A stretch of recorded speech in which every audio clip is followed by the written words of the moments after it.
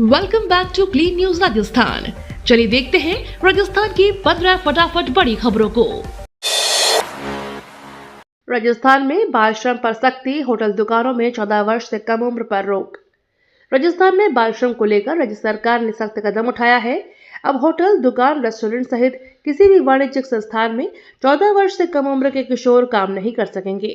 साथ ही 14 से 18 वर्ष के किशोरों को रात की पारी में काम पर रखने पर प्रतिबंध लगाया गया है। रात की पारी में केवल 18 वर्ष से अधिक उम्र के युवकों को ही नियुक्त किया जाएगा। राज्यपाल हरिभाऊ बागड़े की मंजूरी के बाद नया कानून लागू हो गया है। मां योजना में बड़ा बदलाव, अब दूसरे राज्यों में भी मिलेगा कैशलेस इलाज। राजस्थान सरकार ने स्वास्थ्य सेवाओं को लेकर बड़ी राहत भरी पहल की है। मुख्यमंत्री भजन लाल शर्मा ने मां योजना के तहत इंटरस्टेट आउटबाउंड पोर्टेबिलिटी की शुरुआत की है। इसके तहत अब राजस्थान के पात्र लाभार्थी राज्य से बाहर देश के अन्य राज्यों में भी कैशलेस इलाज करा सकेंगे। इससे पहले 18 अप्रैल 2025 को इनबाउंड पोर्टेबिलिटी लागू की गई थी। नई व्यवस्था के तहत राजस्थान के निवासी तमिलनाडु और कर्नाटक को छोड़कर लगभग सभी राज्यों में सूचीबद्ध अस्पतालों में इलाज की सुविधा ले सकेंगे। यह कदम जरूरतमंद मरीजों के लिए बड़ी राहत साबित होगी। अरावली बचाने की मांग तेज, उदयपुर में वकीलों का प्रदर्शन, राष्ट्रपति से गुहार। अरावली पर्वतमाला के संरक्षण की मांग को लेकर उदयपुर में आंदोलन तेज हो गया है। शनिवार को अधिवक्ता परिषद और बार एसोसिएशन से जुड़े वकील बड़ी संख्या में सड़कों पर उतरे और जोरदार प्रदर्शन किया। वकीलों ने न्यायालय परिसर में रैली निकालकर नारेबाजी करते हुए कलेक्ट्रेट तक मार्च किया। यहां शांतिपूर्ण प्रदर्शन के बाद राष्ट्रपति के नाम एडीएम प्रशासन दीपेंद्र सिंह को ज्ञापन सौंपा गया। ज्ञापन में अरावली पर्वतमाला की सुरक्षा और उसके पर्यावरणीय महत्व को देखते हुए सख्त कदम उठाने की मांग की गई। फीस बढ़ोतरी के विरोध में बाड़मेर गर्ल्स कॉलेज में हंगामा, गेट पर ताला। बाड़मेर जिले के सबसे बड़े कन्या महाविद्यालय में फीस बढ़ोतरी के विरोध में शनिवार को छात्राओं का गुस्सा सड़क पर दिखा। नाराज छात्राओं ने कॉलेज गेट पर ताला जड़ दिया और सड़क पर धरना देकर प्रदर्शन किया। छात्राओं का कहना है कि विश्वविद्यालय द्वारा की गई फीस बढ़ोतरी से पढ़ाई प्रभावित होगी। मौके पर कॉलेज प्राचार्य, पुलिस और प्रशासनिक अधिकारी पहुंचे और समझाइश की, लेकिन छात्राएं फीस वृद्धि का फैसला तुरंत वापस लेने की मांग पर अड़ी रहीं। प्रदर्शन के चलते कुछ समय के लिए यातायात भी प्रभावित रहा। राजस्थान में फिर मिलेगी 20,000 युवाओं को सरकारी नौकरी, सीएम भजन लाल का ऐलान। मुख्यमंत्री भजन लाल शर्मा शनिवार को डाकवाड़ा स्थित लियो कॉलेज परिसर में आयोजित शिक्षक सम्मेलन में शामिल हुए। इस दौरान उन्होंने कहा कि अब राजस्थान में न पेपर लीक होते हैं और न ही युवाओं के सपनों को खिलवाड़ किया जा रहा है। मुख्यमंत्री ने बताया कि बीते 2 वर्षों में राज्य सरकार ने 92,000 युवाओं को सरकारी नौकरियां दी हैं। वहीं 1,56,000 भर्तियां की प्रक्रिया जारी है। इसके अलावा जल्द ही 20,000 और युवाओं को सरकारी नौकरी दी जाएगी। ठिठुरा राजस्थान, 24 दिसंबर से गिरेगा पारा, घने कोहरे और शीतलहर का अलर्ट। राजस्थान में सर्दी का असर आने वाले दिनों में और तेज होने वाला है। मौसम विभाग के अनुसार 24 दिसंबर से प्रदेश में तापमान में गिरावट दर्ज की जाएगी, जिससे ठंड बढ़ेगी। उत्तर पूर्वी जिलों में घना कोहरा छाने और शीतलहर चलने की चेतावनी जारी की गई है। शनिवार सुबह कुछ इलाकों में कोहरा दर्ज किया गया, जबकि अधिकांश क्षेत्रों में मौसम सामान्य रहा। विभाग का अनुमान है कि भरतपुर संभाग में कोहरे का असर ज्यादा रहेगा। पश्चिमी विक्षोभ के प्रभाव से 22 दिसंबर तक न्यूनतम तापमान में 1 से 3 डिग्री की बढ़ोतरी होने की संभावना है। हालांकि प्रदेश में मौसम शुष्क बना रहेगा और बारिश की कोई भी संभावना नहीं है। निजी क्षेत्र में कर्मचारियों की तनख्वाह 10% तक बढ़ने की संभावना। नए साल में निजी क्षेत्र के कर्मचारियों के लिए खुशखबरी है। ग्लोबल कंसल्टेंसी कंपनी मर्सर की सैलरी सर्वे रिपोर्ट 2026 के अनुसार भारत में कर्मचारियों की सैलरी में औसतन 9% तक वृद्धि होने की संभावना है। हालांकि यह बढ़ोतरी उद्योग और सेक्टर के अनुसार भिन्न हो सकती है। विशेषज्ञों का कहना है कि इस बढ़ोतरी से कर्मचारियों की क्रय शक्ति बढ़ेगी और वे वित्तीय स्थिरता के साथ अपने खर्चों और बचत को बेहतर तरीके से प्रबंधित कर पाएंगे। राजस्थान में अब शाम को भी अदालतों में सुनवाई, जनवरी 2026 से पायलट प्रोजेक्ट। राजस्थान में न्यायिक व्यवस्था को और प्रभावी बनाने की दिशा में एक बड़ा कदम उठाया गया है। अब प्रदेश में अदालतों में शाम के समय भी सुनवाई की जाएगी। इसकी शुरुआत जनवरी 2026 से पायलट प्रोजेक्ट के रूप में होगी। पहले चरण में जयपुर और जोधपुर में यह प्रयोग लागू किया जाएगा। यदि पायलट प्रोजेक्ट सफल रहता है तो इसे पूरे प्रदेश में लागू किया जाएगा। राजस्थान हाईकोर्ट प्रशासन की ओर से इसका प्रस्ताव तैयार कर लिया गया है। बांसवाड़ा दौरे पर मुख्यमंत्री भजनलाल शर्मा बोले, शिक्षक ही समाज और राष्ट्र के निर्माता। मुख्यमंत्री भजनलाल शर्मा बांसवाड़ा दौरे पर रहे, जहां उन्होंने प्रदेश स्तरीय शैक्षणिक सम्मेलन को संबोधित किया। मुख्यमंत्री ने कहा कि गुरु का महत्व जीवन को सार्थक बनाना है और शिक्षक ही राष्ट्र के सच्चे निर्माता होते हैं। उन्होंने कहा कि शिक्षक समाज में दीपक की तरह ज्ञान का अंधकार दूर करते हैं। चाणक्य का उदाहरण देते हुए उन्होंने बताया कि एक श्रेष्ठ शिक्षक सामान्य बालक को भी सम्राट बना सकता है। शिक्षक ही समाज की दिशा और दशा तय करते हैं। राजस्थान में नए भवन निर्माण पर 1% सेस अनिवार्य, उल्लंघन पर सख्त कार्रवाई। राजस्थान सरकार ने सभी नए सरकारी व्यवसायिक और निजी आवासीय भवन निर्माण पर 1% उपकर सेस अनिवार्य कर दिया है। नए नियम के तहत निर्माण लागत का यह सेस देना सभी भवन मालिकों के लिए जरूरी होगा। नियम का उल्लंघन करने पर सख्त कार्रवाई की जाएगी, जिसमें कुर्की का प्रावधान भी शामिल है। सरकार का यह कदम राज्य में निर्माण कार्यों के नियमन और वित्तीय पारदर्शिता बढ़ाने के उद्देश्य से उठाया गया है। फ्रांस की तर्ज पर Tour de trophy, Pune grand tour 2026 का आगाज। भारत में पेशेवर साइकिलिंग को नई पहचान देते हुए पुणे ग्रैंड टूर 2026 की ट्रॉफी का जयपुर में अनावरण किया गया। महाराष्ट्र सरकार के सहयोग से यह देश की पहली UCI 2.2 श्रेणी की रोड रेस होगी, जिसमें विश्व भर के शीर्ष पेशेवर साइकिलिस्ट हिस्सा लेंगे। फ्रांस की तर्ज पर आयोजित ट्रॉफी टूर के तहत पिंक सिटी जयपुर में यह कार्यक्रम हुआ। पुणे की तामट आली कारीगर समुदाय द्वारा निर्मित ट्रॉफी में पुणे की 8 ऐतिहासिक किलों और छत्रपति शिवाजी महाराज की विरासत की झलक दिखाई दी है। ग्लोबल ट्रैवल इंडस्ट्री अगले 5 वर्षों में तेज ग्रोथ के लिए तैयार।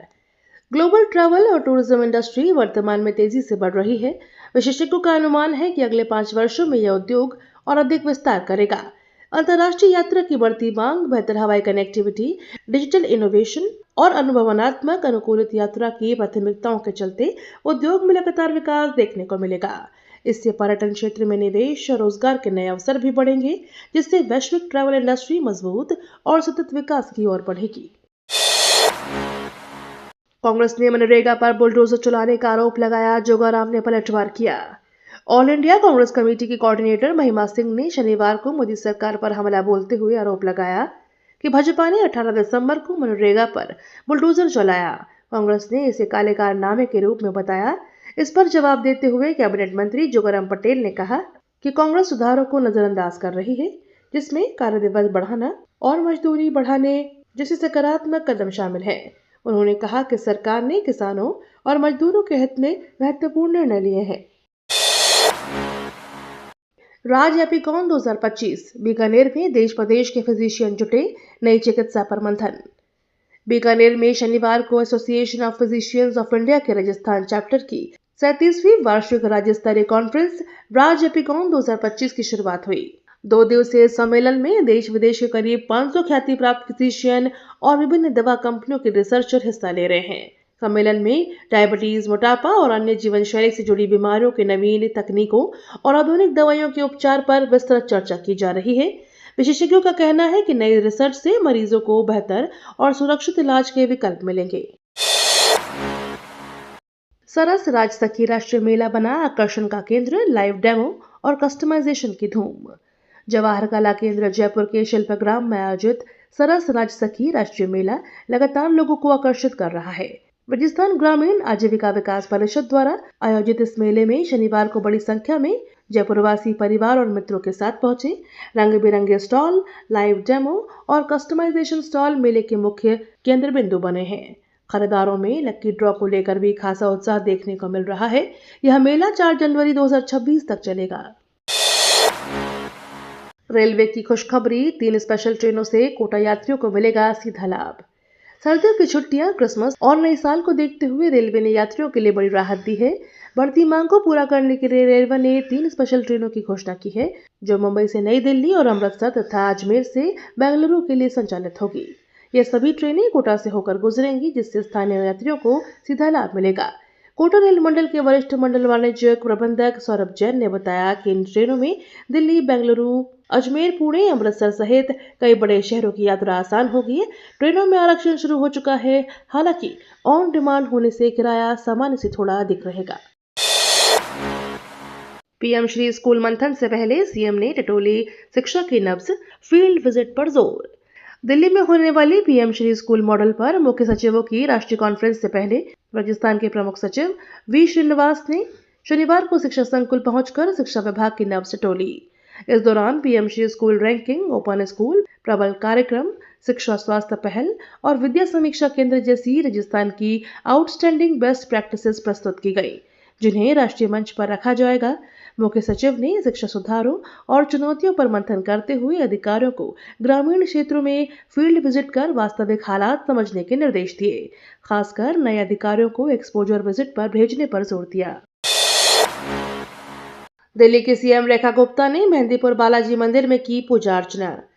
दिल्ली की मुख्यमंत्री रेखा गुप्ता शनिवार को दौसा जिले स्थित मेहंदीपुर बालाजी मंदिर पहुंची। उन्होंने गर्भगृह के सामने कुछ समय बैठकर मन्नत मांगी। उनके साथ पति मनीष गुप्ता भी मौजूद थे।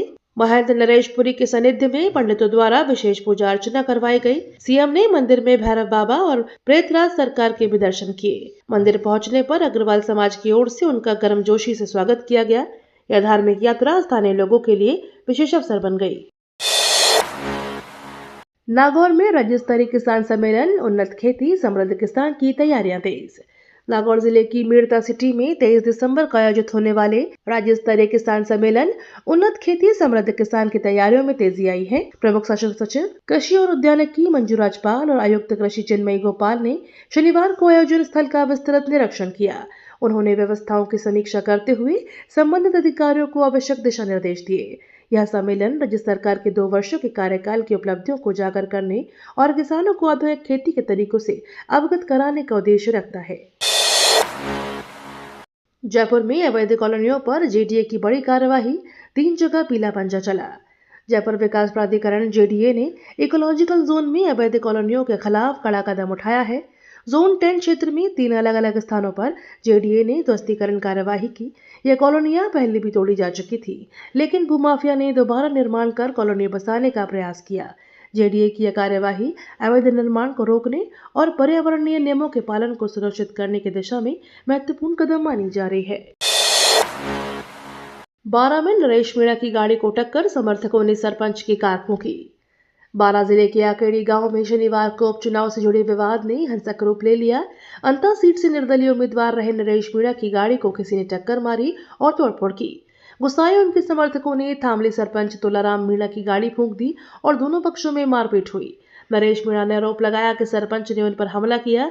घटना के बाद नरेश मीणा एसपी कार्यालय पहुंचे और आरोपियों के खिलाफ कड़ी कार्रवाई की मांग करते हुए नारे लगाए। किसानों के विरोध के बाद एथेनॉल प्लांट राजस्थान से बाहर शिफ्ट होने की संभावना। हनुमानगढ़ के टिब्बी में एथेनॉल प्लांट को लेकर किसानों का लंबे समय से चल रहा आंदोलन अब परिणाम दिखा रहा है। किसानों से लगातार विरोध के चलते कंपनी ने प्रोजेक्ट को राजस्थान से बाहर शिफ्ट करने की संभावना जताई है। हालांकि आधिकारिक पत्र जारी होने तक आंदोलन जारी रहेगा। यह कदम किसानों की सुरक्षा और हितों की दिशा में महत्वपूर्ण माना जा रहा है और स्थानीय प्रशासन तथा कंपनी इस मामले में अंतिम निर्णय लेने की प्रक्रिया में है। अटल जी की जन्म शताब्दी पर जयपुर में राष्ट्रीय कवि सम्मेलन का आयोजन। पूर्व प्रधानमंत्री अटल बिहारी वाजपेयी की जन्म शताब्दी के अवसर पर जयपुर बिरला ऑडिटोरियम में राष्ट्रीय कवि सम्मेलन आयोजित किया जाएगा। 23 दिसंबर को होने वाले इस सम्मेलन में देश भर के प्रतिष्ठित कवि अटल जी के व्यक्तित्व, कृतित्व और संस्मरणों को कविता के माध्यम से जीवंत करेंगे। भाजपा के पूर्व प्रदेश अध्यक्ष अशोक परमानी ने कहा, अटल जी न केवल महान राजनेता बल्कि संवेदनशील कवि भी थे। यह सम्मेलन उन्हें सच्ची साहित्यिक श्रद्धांजलि देने का अवसर होगा। बजट 2026 के लिए सरकार ने जनता से नीतियों और योजनाओं पर सुझाव मांगे। भारत सरकार ने आगामी केंद्रीय बजट 2026-27 के लिए आम जनता से सुझाव आमंत्रित किए हैं। यह पहल इसलिए की गई है ताकि बजट तैयार करते समय नागरिकों की राय को शामिल किया जा सके और नीतियों और योजनाओं का निर्माण और अधिक समावेशी बन सके। माय गवर्नमेंट इंडिया के माध्यम से लोगों को इस प्रक्रिया में भाग लेने के लिए प्रोत्साहित किया गया है। सरकार का कहना है कि जनता की राय से बजट और नीतियां समावेशी विकास और राष्ट्रीय विकास को बढ़ावा देने में अधिक प्रभावी होंगी। गोडावण संरक्षण के लिए उच्चतम न्यायालय ने बड़े ऊर्जा प्रोजेक्ट पर लगाई रोक। राजस्थान के राज्य पक्षी ग्रेट इंडियन बस्टर्ड गोडावण के संरक्षण के लिए उच्चतम न्यायालय ने बड़ा फैसला सुनाया है। न्यायालय ने गुड़ावण की उपस्थिति वाले जैसलमेर और बाड़मेर जिलों समेत गुजरात के क्षेत्रों में बड़े सोलर, पवन ऊर्जा प्रोजेक्ट और हाईटेंशन ओवरहेड बिजली लाइनों पर रोक लगा दी है। साथ ही उच्च न्यायालय ने हाईटेंशन लाइनों को भूमिगत करने के आदेश भी दिए हैं। यह फैसला पूर्व IAS और पर्यावरणविद MK रंजीत सिंह की याचिका पर सुनाया गया। ये तो थी राजस्थान की बड़ी खबरें। रोजाना सबसे पहले अपडेट पाने के लिए क्लीन न्यूज राजस्थान को अभी सब्सक्राइब करें।